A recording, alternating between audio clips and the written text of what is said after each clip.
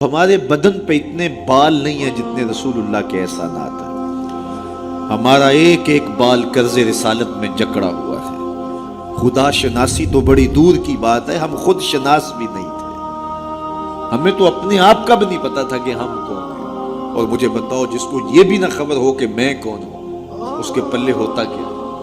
اقبال نے کہا تھا نا، اپنے من میں ڈوب کر پا جا سراغ زندگی، میرا نہیں بنتا تو نہ بن، اپنا تو بن۔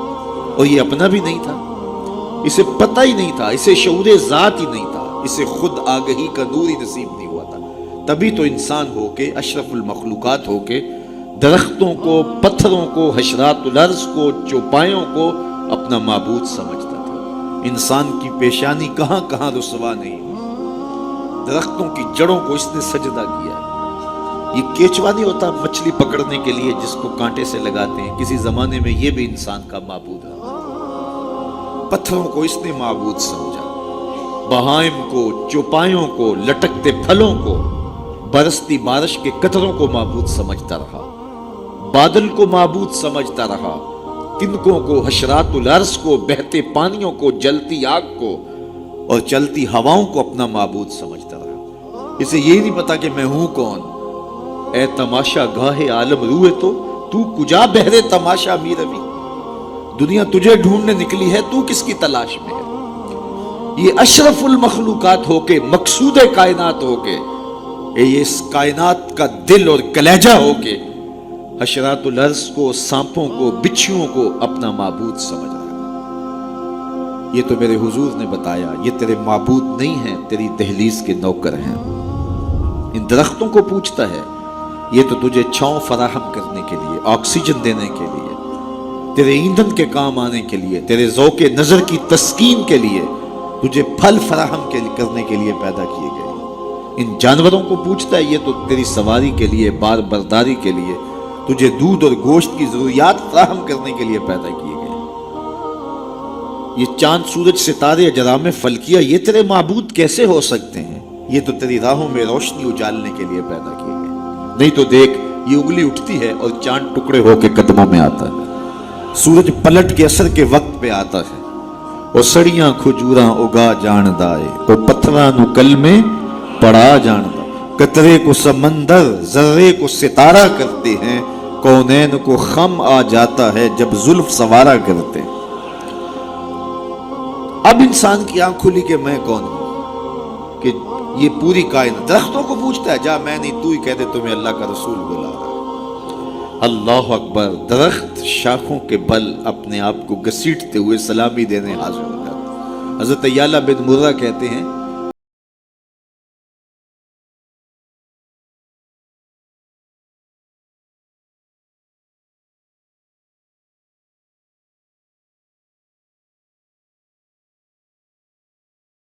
اپنے آپ کو گھسیٹتا ہوا میرے برابر آ کے کھڑا نہیں ہو جاتا؟ میرے لیے بڑی حیرت کی بات تھی، لیکن کوئی تھا نہیں کہ جس سے بات کروں۔ خیر تھوڑی دیر کے بعد وہ اپنی جگہ سے چلا اور جہاں سے اکھڑا تھا وہیں جا کے نصب ہو گیا۔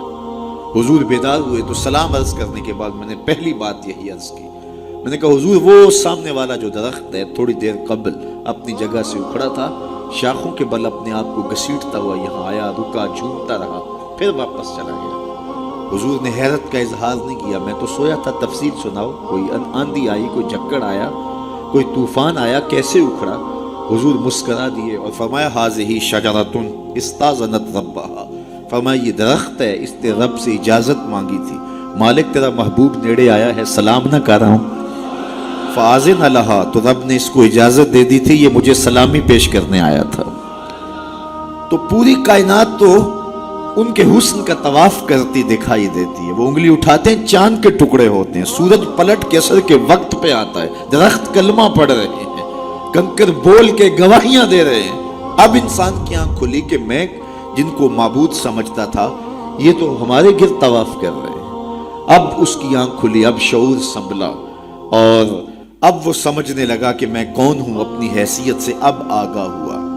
اللہ اکبر! بے خبر تو جوہر آئینہ ایام ہے، تو زمانے میں خدا کا آخری پیغام ہے۔ اسے اب اپنی ذات کا شعور ہونے لگا۔ خود سے ملاقات تب ہوئی جب حضور تشریف لائے، تو राज़े कुन फ़क़ा है, अपनी आंखों पर आया हो जा, खुद ही का राज़दां हो जा, खुदा का तर्जुमा हो जा, खुद ही में डूब जा गाफिल, ये सिर्र जिंदगानी है, निकल कर हल्क़ाए शामो सहर से जावेदां हो जा, मसाफ़े जिंदगी में सीरत फुलाद पैदा कर, शबिस्तान मोहब्बत में हरीरो पुर नया हो जा, गुजर जा बन के सैले तुंद रू को हो बयामा से, गुलिस्तां राह में आए तो जुए नगमा।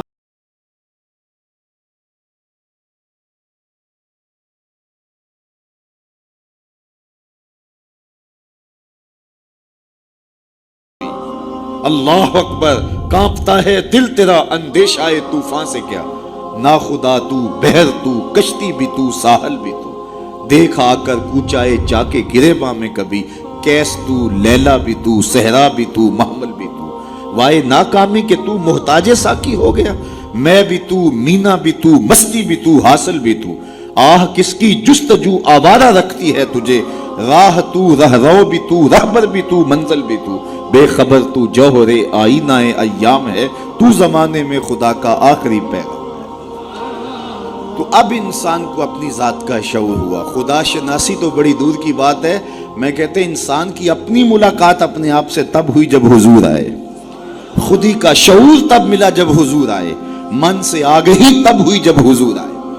तो अगर वो तशरीफ फरमा ना होते, खुदा शनासी तो बड़ी मंजिल है, इंसान खुद शनास भी ना होता, अपने जात से भी आगाह ना होता। इंसान इंसान हो के इंसानों के गले चीर रहा था।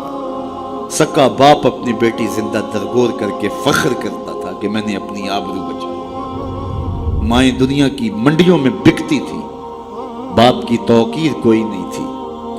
और ये तो मेरे हुजूर आए जिन्होंने आके बताया कि बेटी इज्जत की जगह पर है। आपने ये हदीस बारहा सुनी होगी, उलमाए किराम से बारहा सुनी होगी, लेकिन जरा इसको इस पहलू में देखो। जब बेटियों को जिंदा दरगोर करके बाप फख्र कर रहा था, उस जमाने में मेरे हुजूर ने कहा मेरी बेटी मेरे जिगर का टुकड़ा है। ये सिर्फ कलमा तहसीन ही नहीं है, ये कलमा जिहाद है। उस दौर में जब बेटियों को जिंदा दरगोर करके बाप फख्र कर रहा, आज तो हर शख्स अपनी बेटी को करारे जान समझता है, बेटी को आंखों का नूर समझता है, नूरे नजर समझता है। बेटी के जहेज के लिए बाप अपनी सारी जिंदगी लगा देता है, परदेस काट देता है। जवान भाई फैक्ट्री में ओवर टाइम लगाता है, मैं बहन के हाथ भी लेकर। तो आज अगर बेटी के बारे में कोई मोहब्बत भरे जुमले कहे जाएं तो बड़ी बात नहीं है। जब बाप जिंदा दरगोर करके फख्र करता था, मुआशरे से उसे दाद मिलती थी कि तूने बेटी को जिंदा दरगोर किया है। उस जमाने में मेरे हुजूर ने कहा कि मेरी बेटी मेरे जिगर का टुकड़ा है। अल्लाह अकबर, कैसी तब्दीली आई। एक मौका आया, फरमाया कि जो दो बेटियां या दो बहनें, उनकी अच्छी तरबियत करे और उनको परवान चढ़ाए और उनकी अल्लाह की रज़ा के लिए शादी कर दे, तो क़यामत के दिन वो मेरे साथ